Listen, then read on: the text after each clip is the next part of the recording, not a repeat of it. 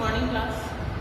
कल हम राजनीतिक सहभागिता के स्वरूप के बारे में पढ़ रहे थे, जिसमें हमने स्वरूप के अंतर्गत विकास परक और लोकतांत्रिकता के बारे में पढ़ा था। राजनीतिक चेतना और सहभागिता के को पढ़ा था, जिसमें शिक्षा के स्तर के द्वारा बात करी गई थी, और राजनीतिक सहभागिता का अंतर्जातीय स्वरूप पढ़ा था। इसके अंतर्गत अगर हम राजनीतिक स्वरूप की बात करें तो राजनीतिक सहभागिता का जो स्वरूप है वह दो प्रकार के हुआ था, विकास परक और लोकतांत्रिक। अब हम इसी घड़ी को आगे बढ़ाते हुए इसमें पढ़ते हैं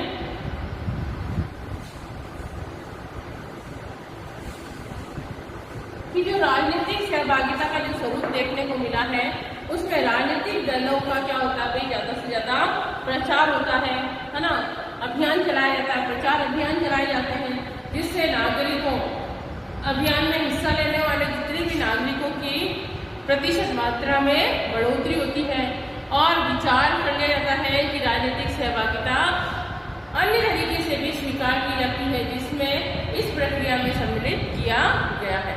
तो राजनीतिक सहभागिता के अंतर्गत सबसे पहला जो स्वरूप शामिल किया है वह है सामुदायिक गतिविधि।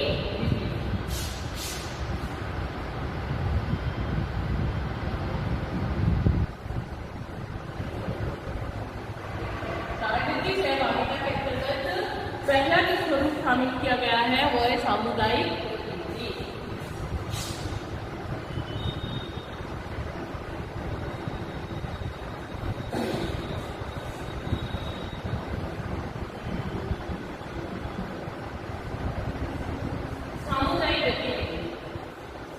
इसके अंतर्गत देखिए, इसमें जो समुदाय है, समुदाय के सदस्य किसी सामूहिक उद्देश्य की पूर्ति के लिए क्या करते हैं भाई, एक दूसरे के साथ मिलजुल कर कार्य करते हैं। क्यों मिलजुल के करेंगे? क्योंकि उनका जो उद्देश्य है वो कैसा है, सामूहिक उद्देश्य है। सामुदायिक समुदाय द्वारा और उद्देश्य सामुदायिक उद्देश्य, सभी के उद्देश्यों की पूर्ति करनी है, इसलिए सभी जने क्या करते हैं भाई, मिलजुल कर कार्य करते हैं। इसके अलावा जब कोई नागरिक किसी व्यक्तिगत या सार्वजनिक मामले को सुलझाने के लिए, किसी व्यक्तिगत या तो किसी का पर्सनल मैटर है या फिर कोई सार्वजनिक मामला है, उसको सुलझाने के लिए राजनीतिक प्रतिनिधि के संपर्क में आता है और उसके संपर्क में आकर उसको बताता है कि इस प्रकार का ये कार्य है, ये करना है। या जब कोई नागरिक जल से जुलूस, विरोध प्रदर्शन, हड़ताल करने, धरना देना, बहिष्कार करना, ऐसी गतिविधियों में हिस्सा लेता है तो इसे इस कार्यवाही को ही राजनीतिक सहभागिता की अभिव्यक्ति मान लिया जाता है।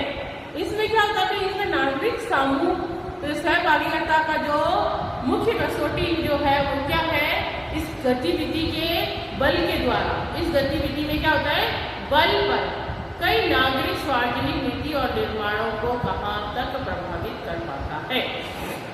कहने का मतलब सामूहिक गतिविधि, यानी कोई व्यक्ति है जो समुदाय के उद्देश्य के लिए क्या कर रहा है भाई, पूर्ति करने के लिए उनकी उद्देश्यों की प्रदर्शन कर रहा है, विरोध कर रहा है, हड़ताल कर रहा है ना, जुलूस निकाल रहा है। तो ये सब जो है किसके द्वारा, राजनीतिक सहभागिता के द्वारा ही किया जाता है। दूसरा इसके अंतर्गत जो पॉइंट है वह है सरकार और नागरिकों के बीच परस्पर सक्रिय क्रिया। सरकार और नागरिकों के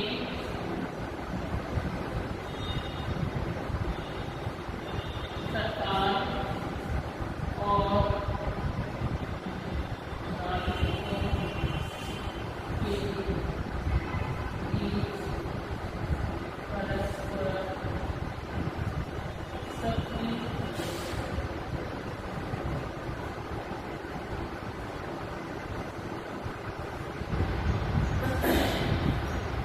है ना, इसके अंतर्गत क्या है, सरकार और नागरिकों के बीच परस्पर सक्रियता दिखाई देती है। इसमें क्या होता है भाई, ये दो तरफा गतिविधि होती है। कैसी? दो तरफा। जब एक पक्ष क्या करता है, कार्य करता है और दूसरा पक्ष उसका उसका प्रत्युत्तर देता है। एक व्यक्ति क्रिया कर रहा है, कार्य कर रहा है, और दूसरा व्यक्ति उसके ऊपर अपने विचार देता है, उसके उत्तर देता है, उस पर अपने उन जो क्रिया की गई है उस क्रिया पर अपने प्रत्युत्तर देता है, अपना प्रत्युत्तर देता है। और दूसरे शब्दों में इसे क्या कहते हैं, राजनीतिक सहभागिता का कार्य रूप देने के लिए नागरिक भी पहल कर सकते हैं, राज्य अथवा सरकार भी पहल कर सकती है। ठीक है ना। इस प्रकार से अलग अलग प्रकार से इसके अंतर्गत क्या किया जाता है भाई, पहल की जाती है। तो राजनीतिक सहभागिता के विभिन्न रूप हो सकते हैं, जिसमें है सरकार या जनप्रतिनिधि के साथ संपर्क होता है, या फिर मीडिया के द्वारा होता है, या फिर संचार के माध्यमों के द्वारा होता है, जैसे पत्र है, टेलीफोन है, साक्षात्कार है, संपादक का नाम है ना, या फिर दबाव समूहों की गतिविधियों के द्वारा हो सकता है, या सार्वजनिक पदों के लिए चुनाव लड़ना। तो इस प्रकार से अलग अलग पदों के लिए परंपरागत राजनीतिक सहभागिता होती है और गैर परंपरागत राजनीतिक सहभागिता भी देखने को मिलती है। अब हमारा नेक्स्ट टॉपिक है राजनीतिक सहभागिता के प्रमुख अभिकरण।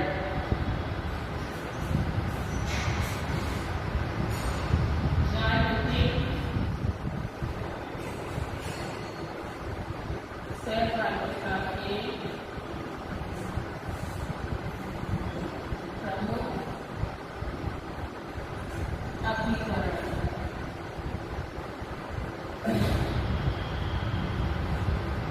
तो देखिए, इसके अंतर्गत राजनीतिक सहभागिता के अंतर्गत अलग अलग अभिकरण है, जिसमें है पहला है दबाव समूह।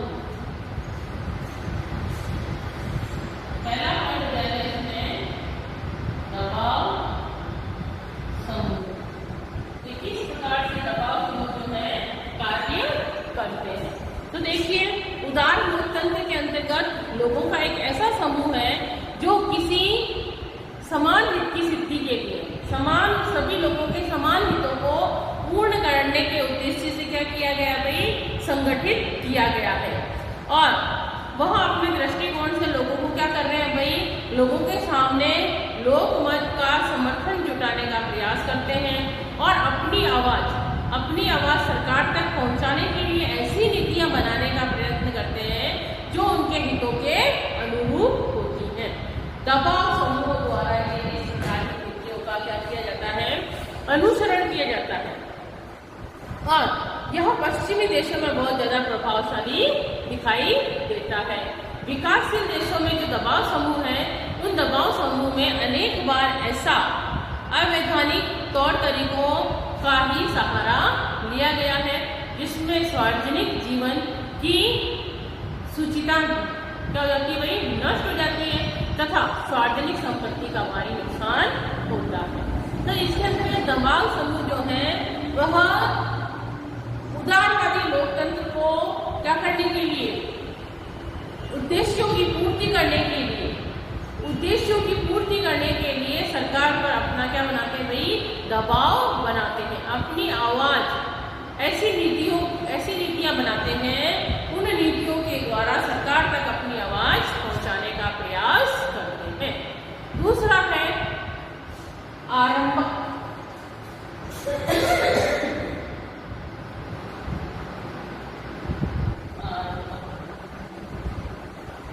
इसके अंतर्गत हम क्या कहते हैं, आरंभक से तात्पर्य है प्रस्ताव तैयार करना। क्या मतलब है इसका, प्रस्ताव तैयार करना, शुरुआत, आरंभ। किसी भी कार्य को करने के लिए शुरुआत जो की जा रही है वो किससे की जा रही है, कोई प्रस्ताव तैयार किया जा रहा है। अगर हम सरकार के सामने अपनी बात रख रहे हैं तो हमें उस बात के फायदे और नुकसान भी पता होने चाहिए कि जिस प्रतिनिधि लोकतंत्र के अंतर्गत यह व्यवस्था या प्रथा है कि स्वयं मतदाता किसी कानून या संविधान संशोधन का प्रारूप तैयार करके उसे विधानमंडल के पास विचार और मतदान के लिए ले सकते हैं। इसी प्रस्ताव पर मतदाताओं की निर्धारित संख्या के हस्ताक्षर जरूरी होते हैं।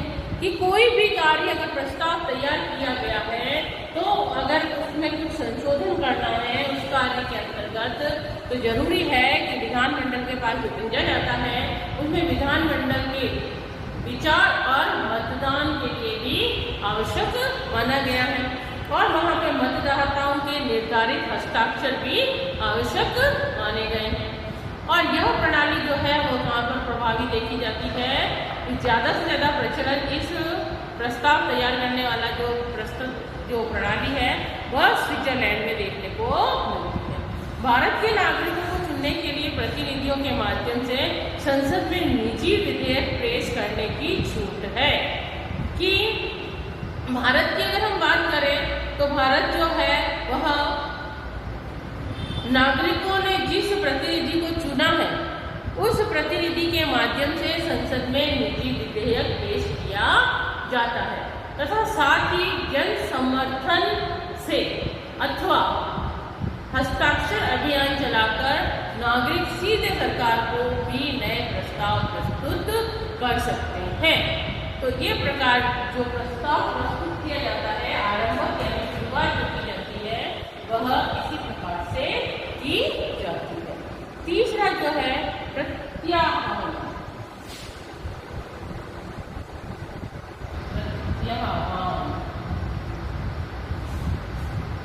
इसके अंदर आह्वान किया जा रहा है, प्रतिनिधि क्या किए जा रहे हैं, वापस बुलाए जा रहे हैं। इसका मतलब होता है प्रतिनिधि वापस बुलाना। इसके अंतर्गत संसदीय लोकतंत्र के अंतर्गत देखा गया है कि यह व्यवस्था और प्रथा की जो मतदान है, जो मतदाता है ना, वो मतदाता अपने चुने हुए प्रतिनिधियों को उसका कार्यकाल समाप्त होने से पहले पद से हटाने के लिए विवश कर देते हैं। जो भी व्यक्ति चुना गया है, संसदीय लोकतंत्र में ये व्यवस्था है कि चुना हुआ प्रतिनिधित्व के कार्य से क्या नहीं है भाई, हम संतुष्ट नहीं है, तो उसे उसके पद से हटाने के लिए उसे विवश कर सकते हैं। इस प्रस्ताव में क्या होता है भाई, इस प्रस्ताव पर मतदाताओं की निर्धारित संख्या में क्या होती है भाई, हस्ताक्षर जरूरी होते हैं। और यह स्विट्जरलैंड की विशेष रूप से प्रचलित प्रणाली है। अगर हम भारत में देखें तो भारत के अंतर्गत अनेक नागरिक संगठनों द्वारा अपने पिछले वर्षों से चुनाव प्रक्रिया में सुधार करने की मांग की जा सकती है। जो नागरिकों ने व्यक्ति को चुना है उस चुनाव प्रक्रिया को सुधारा जा सकता है, उसकी मांग कर सकते हैं कि जो निर्वाचित जनप्रतिनिधि है वो मतदाताओं की अपेक्षाओं पर खरा नहीं उतर रहा है, वह जनता के लिए सही प्रकार से उचित कार्य नहीं कर रहा है, तो उसे एक सुनिश्चित प्रक्रिया द्वारा वापस बुलाने का प्रस्ताव पारित कर सक्षम स्तर तक पहुंचाया जाता है ना। अगर व्यक्ति जो जनता ने चुना है, जिस प्रतिनिधि को चुना है और वो प्रतिनिधि जनता की अपेक्षाओं पर खरा नहीं उतरा है, आकांक्षाओं पर खरा नहीं उतरा है, तो निर्वाचित जन प्रतिनिधि को मतदाताओं की अपेक्षाओं पर खरा न उतरने की उसमें एक सुनिश्चित प्रक्रिया द्वारा वापस बुलाया जाने का प्रस्ताव पारित किया जाता है। चौथा पॉइंट है जन सुनवाई।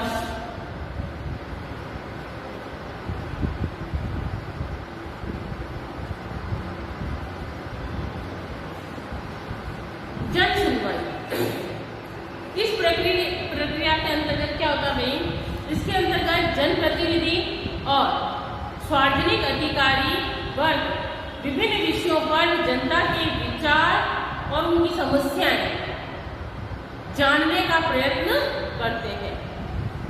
जो भी जनप्रतिनिधि हमने चुना है या फिर सार्वजनिक अधिकारी क्या करेगा भाई, ज़्यादा से ज़्यादा जनता की समस्याएं सुनने का कार्य करेगा और ये विचार समृद्ध अधिकारी वर्ग के सामने मौखिक रूप से या फिर लिखित रूप से प्रस्तुत किए जा सकते हैं। हमारे देश में यह व्यवस्था स्थापित हो चुकी है, जिसमें प्रशासन गांव शहरों की और नाम से जाना जाता है। यानी कि इसके अंदर जन सुनवाई की जा सकती है, जनता की सुनवाई की जाती है। जो जनप्रतिनिधि है वो जनता की बातों को, समस्याओं को सुनता है और यह समस्याएं जनता लिखित या मौखिक रूप से कर सकती है। इसमें पांचवा पॉइंट है सलाहकार परिषद।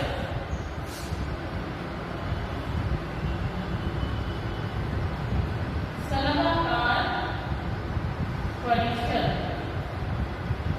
तो देखिए सलाहकार परिषद के अंतर्गत आजकल हम देखते हैं कि सरकारें जो हैं वह अपने विभागों से जुड़े कार्यों को विशेष पक्षों पर सलाह देने के लिए गणमान्य नागरिकों का एक संगठन जो है वो बनाती है कि अपने विषयों से, अपने विभाग से जुड़े हुए जितने भी विशेष कार्य हैं उन पर सलाह लेने के लिए एक गणमान्य जनता के एक संगठन बनाया जाता है, जिसे सलाहकार परिषद के नाम से जाना जाता है। ब्रिटेन में केंद्रीय आवासीय सलाहकार समिति तथा केंद्रीय स्वास्थ्य सेवा परिषद इसके उपयुक्त उदाहरण है। लेकिन भारत में अनेक ऐसे विभाग हैं जो सलाहकार समितियां और परिषदें बनाई जाती हैं। सलाहकार परिषद का कार्य, तो ये राजनीतिक अभिकरण का पांचवा पॉइंट है सलाहकार परिषद। इसके अंतर्गत छठा पॉइंट है परिप्रेक्षा। परिप्रेक्षा, इससे तात्पर्य है परिप्रेक्षा से कि किसी प्रश्न पर निर्णय हेतु मतदान। कोई ऐसा प्रश्न है जिसका उत्तर पाने के लिए क्या किया जा रहा है भाई, मतदान किया जा रहा है। राजनीतिक सहभागिता का यह एक स्वरूप जो देखने को मिलता है इसके अंतर्गत, वह इस प्रक्रिया के अंतर्गत जिसमें सार्वजनिक महत्व के किसी प्रश्न पर, जैसे कि किसी नए कानून बनाना है, संविधान या फिर संवैधानिक संशोधन है, के प्रश्न पर जनसाधारण से मतदान कराया जाए। किसी विषय पर जनता से राय ली जाए, जनता से पूछा जाए, है ना, कि कोई संशोधन करना है हमें, तो उसके अंतर्गत किस प्रकार से कार्य किया जाना चाहिए, क्या ये उचित है या नहीं। तो इस प्रकार से जनसाधारण से क्या कराया जाता है भाई, मतदान कराया जाता है। जैसा हाल ही के अंदर ब्रिटेन में यूरोपीय यूनियन की सदस्यों के लिए मतदान करवाकर निर्णय लिया गया था, जिसमें ब्रिटेन की भी जनता ने संसद में रहने से इनकार कर दिया था। तो ऐसी व्यवस्था जो है बाहर के देशों में देखने को। सातवां इसमें पॉइंट है सविनय अभिज्ञा। क्या है सविनय अभिज्ञा? सविनय अभिज्ञा से तात्पर्य है कि किसी भी कार्य को हमने विनम्रता पूर्वक मना कर दिया है। वह कार्रवाई जिसमें किसी अन्यायपूर्ण कानून को जानबूझकर और खुले तौर पर तोड़ा जाता है ना। कोई ऐसा कानून बनाया गया है, अन्यायपूर्ण कानून, जिसे जानबूझकर क्या कर रहे हैं, तोड़ रहे हैं, मना कर रहे हैं, या किसी निषेधी स्थान पर प्रवेश करके स्वेच्छा से गिरफ्तारी की जाती है। ऐसी जगह जहाँ पर जाना मना है, वहाँ जाकर स्वेच्छा से हम क्या कर रहे हैं, अपनी गिरफ्तारी दे रहे हैं, ताकि किसी विशेष मुद्दे पर जनता और सरकार का ध्यान खींचा जा सके। ऐसी जगह जाना जहाँ वर्जित है ना, जहाँ जाना आम जनता के लिए मनाही है, वहाँ पर जाकर विशेष अधिकारियों का ध्यान अपनी ओर आकर्षित करना और स्वेच्छा से, अपनी इच्छा से अपनी गिरफ्तारी देना, सविनय अभिज्ञा। इसमें जो है हमारे देश में आए दिन जन विरोध दर्ज करवाने हेतु सक्रिय रूप से नागरिक जो है ऐसी ही गतिविधियों का रूप देखने को मिलता है, ऐसी ही गतिविधियां संचालित की जाती है। इसमें सविनय अभिज्ञा है, विनम्रता पूर्वक किसी बात को मना करना। नेक्स्ट जो पॉइंट है वह है राजनीतिक प्रतिहिंसा। लास्ट पॉइंट है राजनीतिक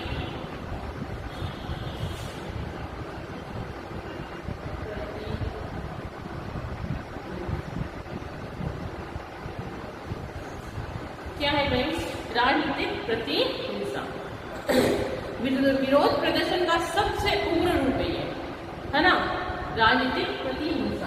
क्या कर रहे हैं? हिंसा कर रहे हैं, जैसे कि बम फेंकना, हत्या करना, आग लगा देना गाड़ियों में, है ना, लोगों को बंधक बना लेना, सार्वजनिक संपत्तियों को नुकसान पहुंचाना, ये सब किसमें आती है भाई?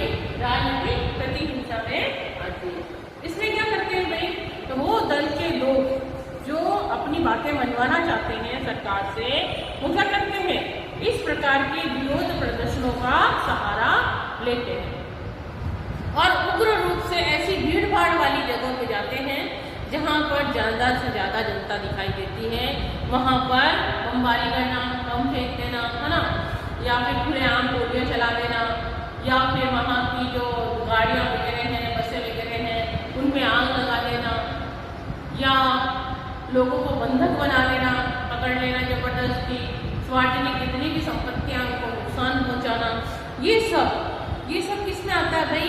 ये आता है राजनीतिक प्रतिहिंसा में आता है।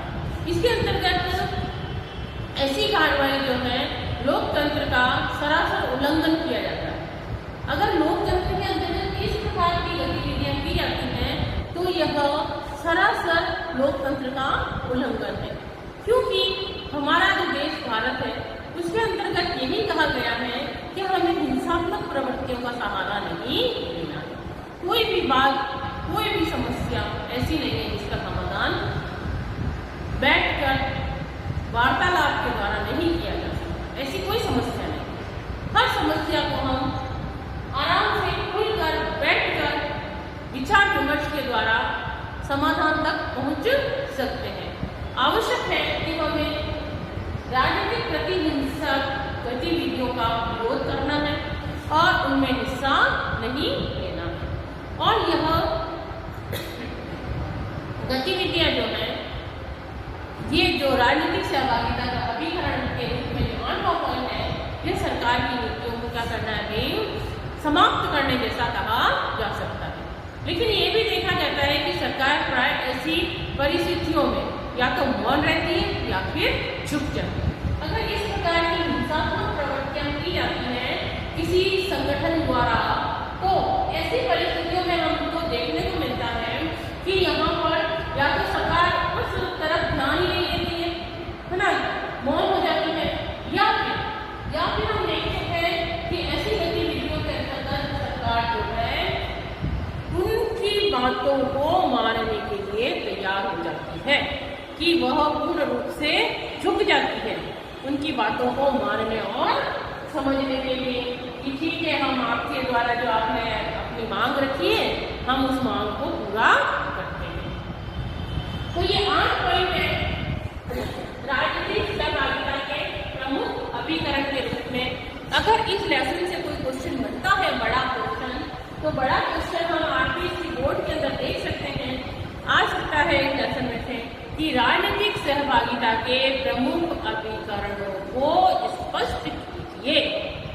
कौन कौन से अभिकरण हो सकते हैं? 8 अभिकरण हमने पढ़े हैं, इसमें से कोई 5 लिख सकते हैं आप। तो इसके अंतर्गत वापिस से देखिए, पहला है दबाव समूह, दबाव बनाना। दूसरा है आरंभ, यानी कि किसी भी कार्य को करने से पहले उसका क्या करना है? प्रस्ताव तैयार करना है। फिर है प्रत्यावाहन, यानी प्रश्न पूछना। जनप्रतिनिधि को क्या करना है? वापस बुलाना। जो भी जनता द्वारा चुना गया प्रतिनिधि है उसे वापस बुलाना। फिर जन सुनवाई, जनता की सुनवाई के लिए ऐसे अधिकारी वर्ग का क्या किया गया है भाई? ऐसे अधिकारी वर्ग का स्थापना की गई है जो जनता की सुनवाई को लिखित या मौखिक रूप में सुन सकते हैं। फिर है सलाहकार परिषद।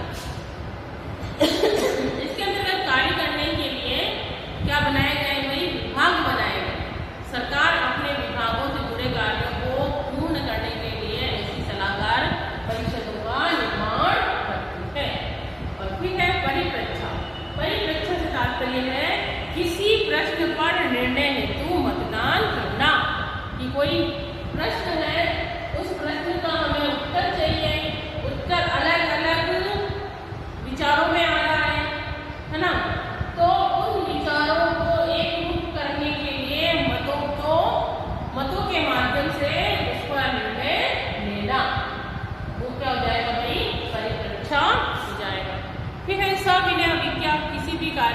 क्या कर रहे हैं, विरोध कर रहे हैं। किस प्रकार से, सविनय, बड़े ही विनम्रतापूर्वक उस चीज को मना कर रहे हैं। ऐसी जगह जाकर क्या करना है, जहां पर जाने से मनाही है, ऐसे स्थान पर जाकर, वर्जित स्थान पर जाकर सरकार का ध्यान अपनी ओर आकर्षित करवाना और अपने आप की स्वेच्छा से क्या करनी है भाई, गिरफ्तारी देनी है ना। तो ऐसी गतिविधियां जो है और फिर है राजनीतिक प्रतिहिंसा। सरकार द्वारा अपने मांगों को, अपनी बातों को मनवाने के लिए क्या करने हैं, विरोध प्रदर्शन किए जाते हैं, है ना। गतिविधियां ऐसी उपद्रववादी, हत्याएं, लोगों को बंधक बनाने वाली, ये सब क्या है, हिंसात्मक गतिविधियां।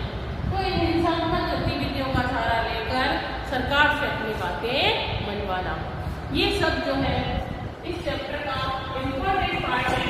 राजनीतिक सहभागिता के प्रमुख अभिकरण जो हमने देखे और पढ़े। बड़ा क्वेश्चन भी है, ऐसे टाइप क्वेश्चन भी इसमें देखने को मिलेगा। तो ये यहाँ तक आशा करती हूँ आपको अच्छे से समझ में आ गया होगा।